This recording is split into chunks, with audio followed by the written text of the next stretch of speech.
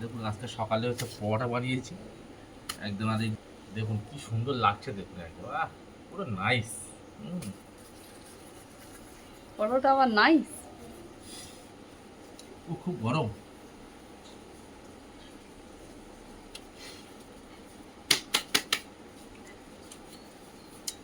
পরোটা পেটাই করে খাচ্ছে। ওটা কি মাংস? বন্ধুরা আলু মাংস কষা